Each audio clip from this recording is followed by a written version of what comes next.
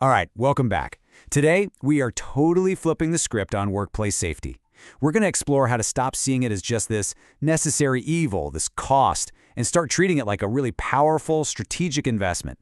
So let's just dive right in. Okay, so I want you to picture this. You're on a massive construction site.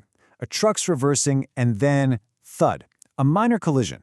The good news, no one's hurt. But as the safety team shows up, one of the advisors just mutters under his breath, "Here we go." And that's not a sigh of relief, you know. It's a sigh of resignation for the mountain of paperwork that's about to hit his desk. Because what happened next wasn't about why the accident happened. There was zero talk about maybe redesigning the site layout or improving how drivers communicate. Nope. Instead, the focus just instantly snapped to paperwork. The team started rounding up witness statements, treating the whole thing less like a chance to learn and more like, well, a crime scene. And just like that, the blame game was on. The truck driver's blaming the other vehicle, saying it was in his blind spot. The client's guys are blaming the truck driver. Even the supervisor is blaming his own driver. It was just a total circular firing squad of finger-pointing, with everyone trying to pass the buck. And all this did what exactly? It did nothing to make the site safer. It didn't prevent the next accident. The whole response was driven by one single thing: the fear of a lawsuit, the fear of a compensation claim. And this, right here, is the reality of what people call a compensation culture. Now, the key word here, the one you really got to focus on, is perception. Research actually shows that even if the number of lawsuits hasn't gone through the roof, the belief, the fear that we're constantly at risk of being sued, well, that's changed everything. It's this perception that pushes companies to just manage liability instead of, actually managing safety. And that misplaced focus, well, it comes with a pretty staggering price tag. This isn't just a cultural problem. The financial stakes are absolutely enormous. Just take a look at that number for a second. In a single year, the estimated cost of disabling construction injuries in the U.S. was over $15.5 billion. Costs like that can absolutely cripple a company, and they have a ripple effect across the entire economy. But here's the really crucial part. Those official costs, the medical bills and all that, that's just the tip of the iceberg. The real damage, the stuff that really hurts, comes from all these indirect hidden costs.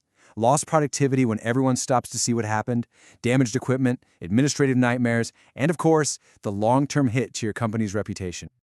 To really see just how devastating these costs can be, we need to look at one of the most infamous construction accidents in modern history. So the scene is the Miller Park Stadium project in Milwaukee. And the star of the show was this crane called Big Blue. It was one of the world's largest, and its job was to lift these massive sections of the stadium's retractable roof into place. Now, on the day of the accident, the winds were averaging about 26 miles per hour, but with gusts hitting 35, that is a critical number to remember. Because in those high winds, Big Blue was attempting to lift this, a 450-ton piece of the roof. And pretty quickly, the whole thing just started to sway, completely out of control. And then, the unthinkable happened. The massive crane buckled and just collapsed. 3 ironworkers who were watching the lift from a basket tragically lost their lives. The human cost was just immeasurable. And the financial cost? It was also astronomical. This number you see, nearly $29 million, that represents just the main insurance settlement. And that was after a 3-year court battle. It doesn't even begin to cover the years of project delays, all the other lawsuits, and the hundreds of millions in total damages. So if just reacting to accidents is so costly and, let's be honest, so ineffective, what's the alternative? Well, the answer is shifting from reaction to prevention and using a smart, data-driven model to do it. This illustrates the core challenge perfectly. If you invest too little in safety, your accident costs are obviously going to be sky high. But, and this is so important, if you invest too much without a clear strategy, your prevention costs become inefficient and your total cost can actually end up being just as high. The real goal is to find that sweet spot, right in the middle. Which brings us to the billion-dollar question, right? How does a company find that perfect balance? How do you figure out the optimal amount to invest to get the biggest safety return? This is about turning safety from just a compliance issue into a financial optimization problem. Well, believe it or not, there's actually a formal risk-based framework for this. It's a way for companies to stop guessing and start actually calculating where that financial sweet spot for safety really is. And it really breaks down into 4 logical steps. First, you got to collect your data on how often injuries happen and what they cost. Second, you line up all your potential safety programs based on how cost-effective they are. Third, you calculate the return on investment for each of those programs. And finally, you pinpoint the exact moment where your total costs are at their absolute lowest. And here's what that looks like in the real world. If you look at that total cost column, you can see that as the company invests in those first 4 programs, its total costs just plummet. They hit a minimum right there at program 4. But then look at program 5. The incremental ROI turns negative. That means for every dollar they're investing, they're actually getting less than $1 back in savings. And look, the total cost starts to creep back up. That 4th program, that's the sweet spot.